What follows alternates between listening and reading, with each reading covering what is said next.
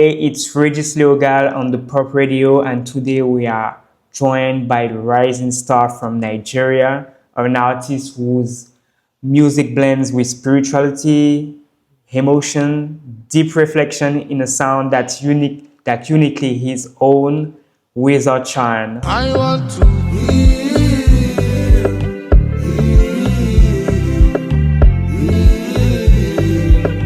take my pain away. How are you, man? I'm good. I'm grateful and I'm blessed to be here on this wonderful platform. It means a lot to me. And I'm really happy to be here. We're really happy to have you two today. So let's start from the beginning. I would like to know, I would like to describe your sound for us, your art direction, your inspiration that shape your music. Like, we want to know, like, who is our charm? For my music, I would say my music it's pure. It's true to itself. My music um is more like I'm more like a modern day messiah. I would say. Like I make music from the point of view where I want people to learn something. I want people to understand God's word for a purpose for us. It could be God. I can call it like ghetto gospel in a way too. It feels like it's a ghetto gospel. Where we're talking about God, but not in the conventional way that people would usually talk about God.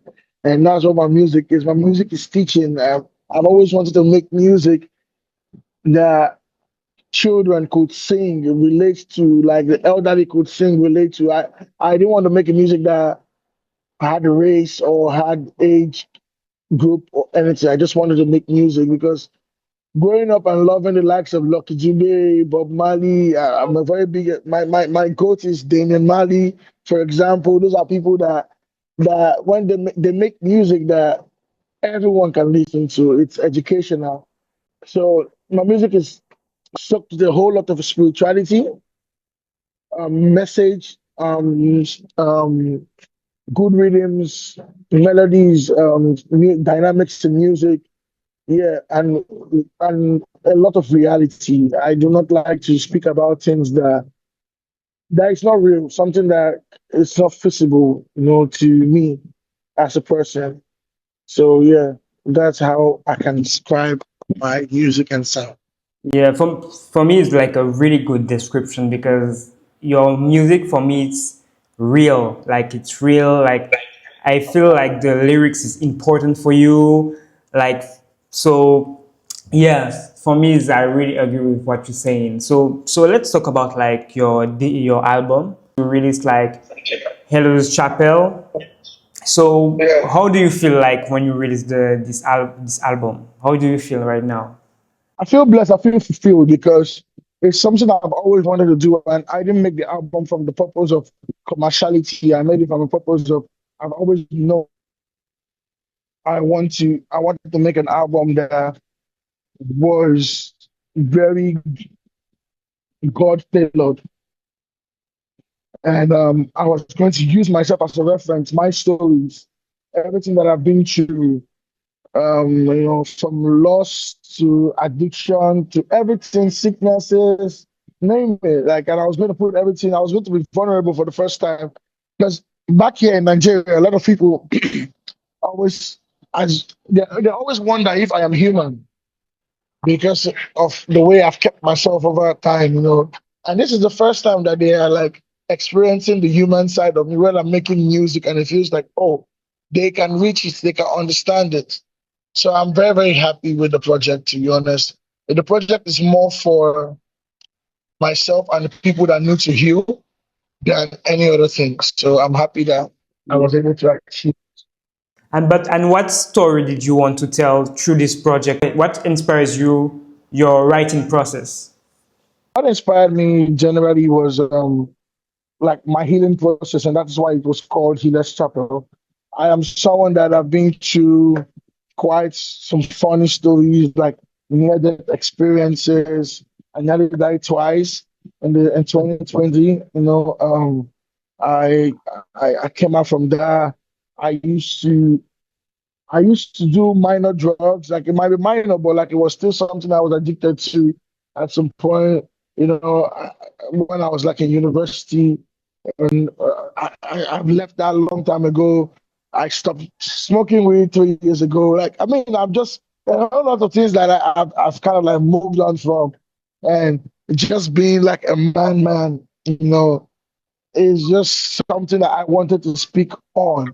These are the things I wanted to speak on. And on songs like Promised Land, I wanted to address how the world should be, understanding that the earth is our own heaven and it can also be our own hell. That's why I referenced stuff like Gaza in the song Promised Land. And I was saying no more Gaza type of war because that is hell right now. And the ones that are having good governance and having peace of mind, they're the ones in heaven. So it was just me, just like it was about my healing process and how I also wanted it to connect with every other person to heal in one way or the other. Friendships that got broken, love that was never found, all those things that all what came into to make this album. Yeah, because when an artist deliver an album, some when you deliver the album, you deliver for the public. But I feel like when you deliver the album, it's more for you. Like it's your healing Yeah, process. You want it to yeah, to deliver and to people understand what. So do you think you're so yeah for me there your message is strong. You have strong message. You speak about peace, yeah, emotion, personal experience, as you said. Do you feel like you have a yes. mission as an artist? Yeah, I have a mission. My mission is clear from day one. Before I had this album called Heroes Chapel, I had an EP called The Messenger, my first EP called The Messenger, which had hit songs like Earth Song, which is a song that made me popular, the likes of Chris Brown and posted it and all. And the message has always been clear from the onset. I want peace, peace that surpasses all understanding, to the world. Like I want a better place for the next generation because whatever we do today is never about us. It's never really about us. It's always about our children. If you think about it, like it's never really about you per se. And I really want to eradicate the mindset of me, I. And there are people that have this idea of um um love everything love yourself. And there's a word there's a very popular word they use that is very, very annoying. Like they will be like, it's all about me, myself, check for yourself. Like, no, because we're in a world whereby whatever you do affects somebody some way, somehow. So you have to care about what you're doing. Yeah. You get me? Like there's nothing you do to yourself that just affects you. Even if you kill yourself, you're going to make your family cry and someone else can die from that too. Like, do you understand how deep it is? So it's just understanding that we don't live for ourselves, we live for each other. And that's what my music is always talking about. When I talk about things like anger management, I talk about healing. Like I stopped smoking not because of I hate marijuana. No, I love weed to death. But like I think the smoke itself inside the body is a problem. I just turned 30. I want to see my kids. I want to enjoy my kids. All those things, like you want to exercise more. You want to be a better person. Now, left alone for me, I want to be on the high all the time. Trust me. Left alone for any of us, we want to be on the high all the time. We want to be with all the women. Trust me. But guess why you're not doing it? Because it's not about you. It's not about what you want to enjoy all the time. It's for the kids, for your wife, for your family, for the world at large. Greed is what has caused most of these wars that we have today. And people always thinking it's about them, even down to like religion, because I'm not a religious person, I'm a godly person, right? And I feel like just as religion, as every religion feels too important, that sometimes they don't understand it's not about them. Yeah. So the message has been clear from day one. We are preaching peace, we're preaching understanding, we are preaching anger management, we are preaching fight against addiction, and we are preaching being imperfect as the new perfect. Because do you know the greatest problem we have is perfection, Yeah. which can never be achieved. So me, I preach it is okay to be imperfect because that is what makes you perfect. Deep. Yeah. So the message has been clear. Yeah. Yeah, deep. It's yeah. I really understand that. Is live like do what you can and to live a better world and to yeah. I clearly Yeah. understand. Yeah, man. So let's talk about like your, for me, your music. I feel like Caribbean vibe in your music. So do you think it's important for African and Caribbean artists to collaborate more or collaborate from your perspective? Yeah. So the way I'm going to like put this is saying that it is necessary for artists that align to collaborate, not just only because it's Caribbean and African, not because we are the same people. No, I think um, purpose needs to come together. We have you and the artist need to have a common ground. Like I talk about God, I talk about spirituality. There are some artists that I wouldn't bother working with. I would love the music, but art-wise, our music can't come together to form a baby because it might contradict what we both believe in.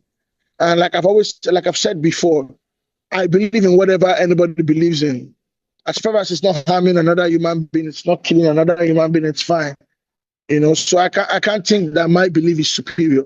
But yeah, I think the Caribbeans, the little times we've seen the likes of Damian Marley, Wizkid, and what's his name? Oh my guy, Jesus Christ! How am I forgetting this guy's name?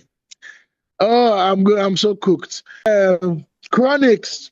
Oh, Yeah. yeah, Chronics. The little times we've seen these features, Buju Banton, come to like Nigeria or like Africa, like the Stone Boys, the Shatawales, and the big OGs, and all. We've seen it. Like we can see that it's beautiful. Like we bet beautiful children in music. So I think it's something that must go on. It must go on, but it must go on right. It shouldn't be because this person has numbers or does it. It should go on for the right reasons because I love this music. I want to take this music to a whole new audience. For example, I really want to work with Damian Marley because I feel like we're going to have like very beautiful record to make it.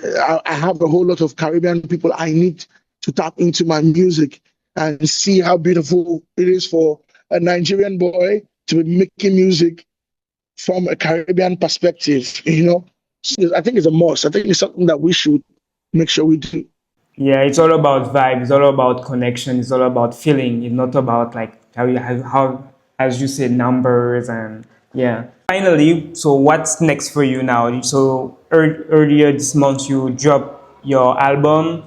Do you have like live performance, music videos coming soon? What's next for you? Yeah. Now we have the animated video of myself and Joe Boy. We have a song on the album called It's on YouTube now, but we want to start the promotion of it around televisions and YouTube ads and all that.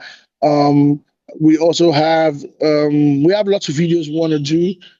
I have shows. I have a show on the 30th here in Lagos, Nigeria. I play live band. My band is coming, and we're going to play live.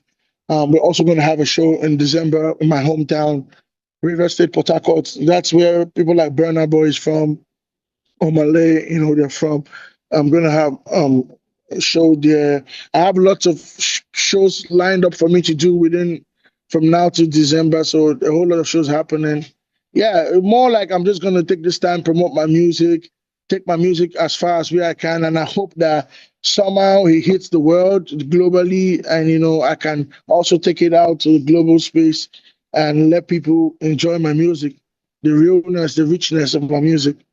I feel you. I really feel you. I feel for me your music is very like can go global because I can feel the emotion. I can feel everything. So yeah. So thank you for your time, and we really happy to have you and thank you for being here with us on Pulp Mag, and we wish you the best. Thank you for having me. I do appreciate you, my brother.